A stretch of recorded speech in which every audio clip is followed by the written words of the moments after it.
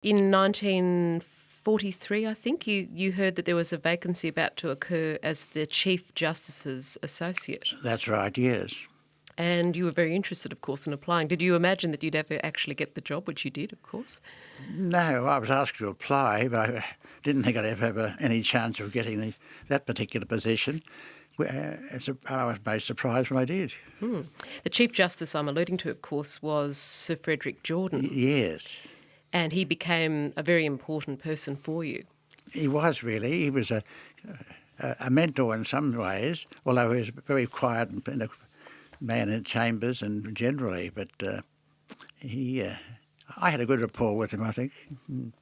He was not noted for being a warm person, at least in his public demeanour. But Not you found publicly. Yes, but you found him, in fact, a highly collegiate and relaxed person to work I with. did, didn't you? really, yes. I never felt any concern about our relationships at all. He was the master and servant relationship, but nevertheless was a bit closer than that, I thought. You described him, I understand, as a quietly spoken, of calm disposition, kind and relaxed man, but not much given to expressing emotion. That's true, very true, yes.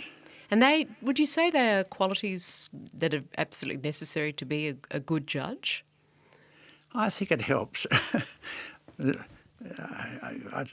One doesn't lose anything by being courteous and polite, and generally speaking, it's reciprocated.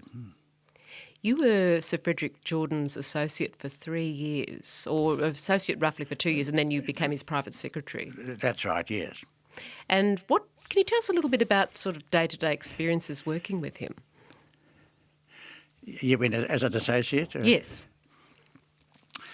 Well, the main role was sitting with him in the Banco court, which is called the full court in those days, and the associate's task was to manage exhibits and quite often attend to books, which might have been required, although we had a tipstaff as well. Depending on the tempo of the case, the demands could be heavy or quite slight. Some of the time you could be a good listener and trying to learn something. I also, in those days, was a reporter for the state reports and the weekly notes, so that helped me to follow the argument and take notes, and then report the case later on for those journals. It would have given you very good skills in summarising cases. Well, it did. You had to summarise the head notes and captions, and which were ultimately checked by Sir Frederick. Was he a pedantic person to work for? Pardon? Was he a pedantic person to work for? No. I think he expected efficiency, but it never became intrusive into my own personal affairs. He, as I had said earlier on other occasions, he never asked me to do anything outside the job.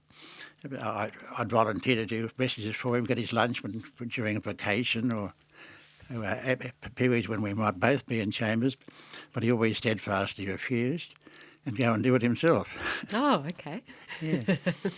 Yes, so it was a pleasant period of association with It him. was most enjoyable and a great experience for me, and gave me good contacts in a way into members of the senior bar anyhow, and some of the juniors, and also gave me an insight into the presentation of cases, particularly in the appellate area. With the presentation of cases, what qualities or attributes did you pick up from him during that time of your period as an associate to him? I suppose the main one would be the capacity to be able to marshal submissions from a great mass of material and expound them as lucidly as one could. Sometimes difficult because of depending who comprised the bench, couldn't always get to the final conclusion of your submission. But Jordan was very good. He listened very patiently, and then he'd very often give a very useful question, might be for you or against you, but nevertheless you could be assured that it had a lot of merit. He had a similar career path to you in one sense. I know that he had joined the public service out of school like you did. He did, and yes. like you, he did arts and law while in the public service. That's true. But yes, that's very true, yes. And that would have been enough to create some common ground with you because, of course, barristers in those days mostly did articles, and that was a little different to you. Yes. I would have thought about 80% or more would have done articles.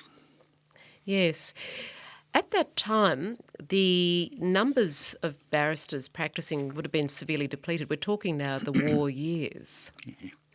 Yes. And, yes, go About on. 1/3 of the bar was on some form of active service or defence work, some working in headquarters or public service areas, and others, of course, on the front line, others dispersed throughout the world.